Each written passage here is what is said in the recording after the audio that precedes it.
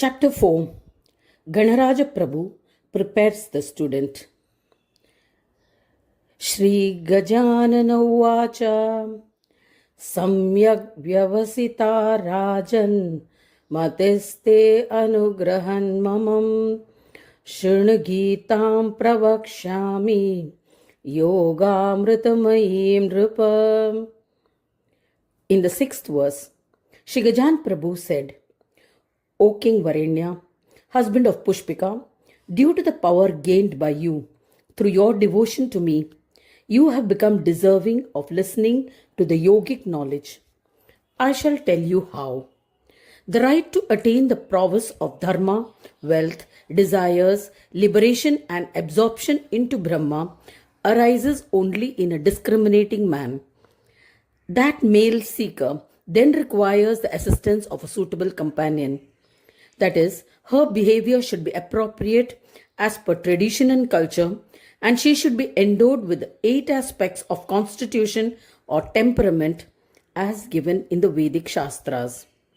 Since you again have the companionship of your wife, Queen Pushpika, along with the power of your devotion to me, all this can be achieved by you. All this is only due to my blessings. Due to the strength of my grace, your mental vital consciousness substance is not diverted to other subjects. That is why you are favorably disposed for yogic spiritual practice. In other words, one whose husband possesses a taste for yoga, that man alone can be called Varenya. It is because of my grace that your intellect has become taintless. Auspicious desires and other intellectual roles have been created. Since the whole universe and the various tutelary gods of different species of living beings are all subject to dissolution, your intellect is not supported by them. And since your intellect has become bereft of all creations in the world from Brahma onwards, you now have the ability to be lovingly endowed and supported to receive my majesty. This is the indication of my benevolent grace.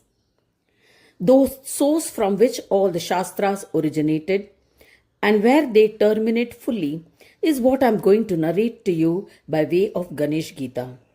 Please listen to it. The Atma Brahmanaspati himself is completely consecrated in the Ganesh Gita. The brilliance of the knowledge of his form has to be experienced step by step. Therefore, the different Brahmas that one experiences are considered nectaries, and where their totality takes place is known as yoga of enlightened peace. This experience by your intellect is possible due to my blessings. I, Gajanan Prabhu, am going to narrate this knowledge of yoga to you, which is truly nectaries.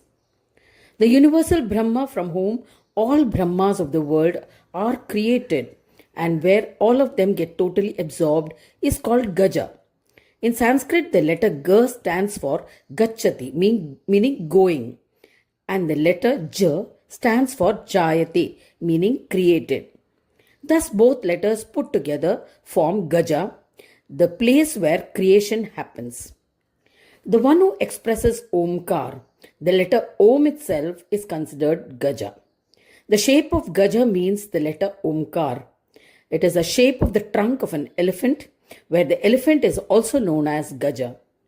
The real meaning of the word Gaja is Omkar, which is the expression of the attributeless Brahma, which is beyond mind and speech.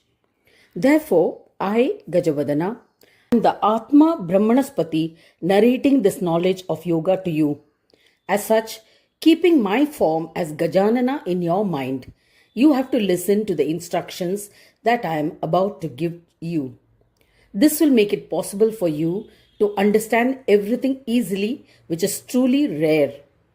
It will make you free of all worries. Be attentive and listen to the narration of yoga that I am going to tell you. Meaning of yoga. King Varenya's main question was related to the knowledge of yoga. Therefore, he proceeded to tell the meaning of the term yoga first. following which he talks about the different types of yoga experienced by an ordinary individual soul up to the most excellent sadhak who is endowed with all prowess.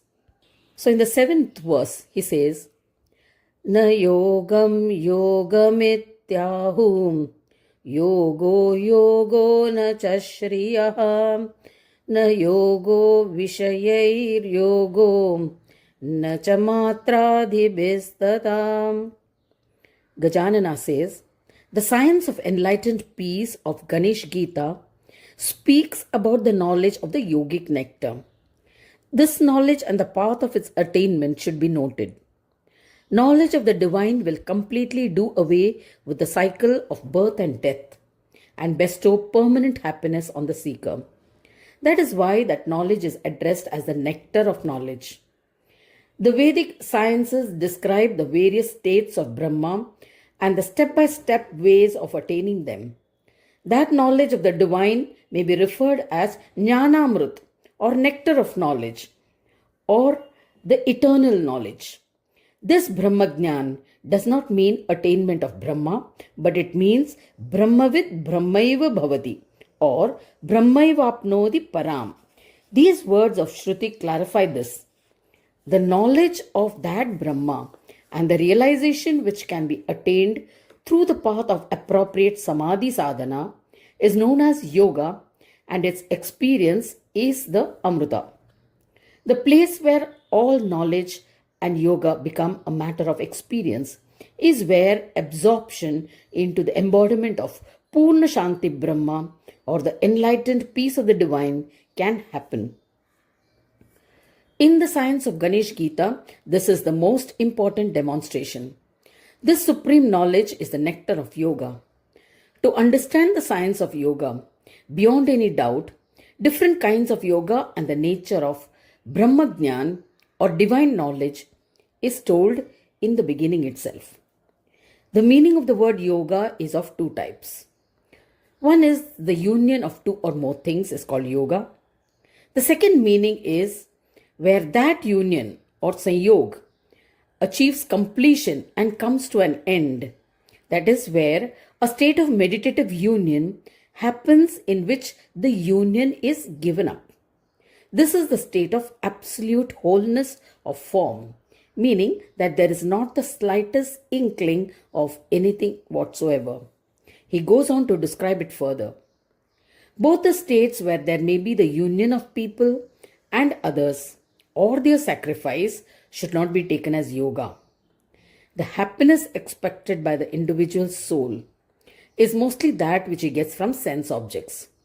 From that point of view, suppose a person has acquired a lot of wealth or believes it to be temporary, while someone has completely sacrificed all that wealth. Such a sanyog of wealth or the state of giving it all up cannot be considered yoga.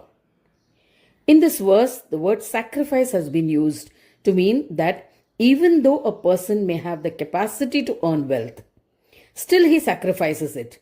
Then the vasana or tendency towards it does not arise at all. That alone can be considered as sacrifice.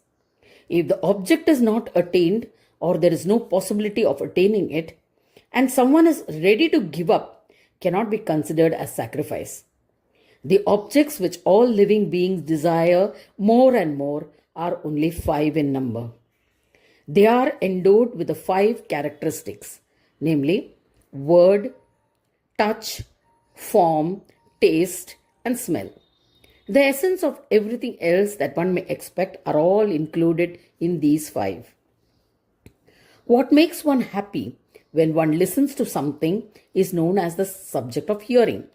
For example, singing or the art of playing a musical instrument, knowledge, listening to the words of the Vedas, Shastras, gathering knowledge about various kinds of languages, etc. All these come under the subject of words. When the skin is touched, one instantly experiences a feeling of joy. That falls under the subject of touch. Cold, heat, softness, hardness, even intimacy with a woman, etc. All these fall under the subject of touch. That which can be seen by the eyes and all the pleasures that are felt come under the category of form. The joy experienced by the sense organs of the tongue, by food and other eatables, or drinking water and other liquids, etc., all fall under the category of taste. The various smells that are felt by the sense organ of the nose fall under the subject of smell. This includes fragrances, pleasant as well as unpleasant. Therefore, all different kinds of sense experiences that one has through the 5 sense organs fall under one or the other of these 5 categories. There is no 6th category. Thus, the experience of these 5 categories is attained through the mind itself. Hence, it can be called the organ of Sanyog or union. At that time, if any experience is given up, that is, it is not experienced at all, then it can be considered as total sacrifice of that object of experience, and it is called a yoga. If there are any delusions of this sort, that is, I want that, related to that sense object, then it is not yoga.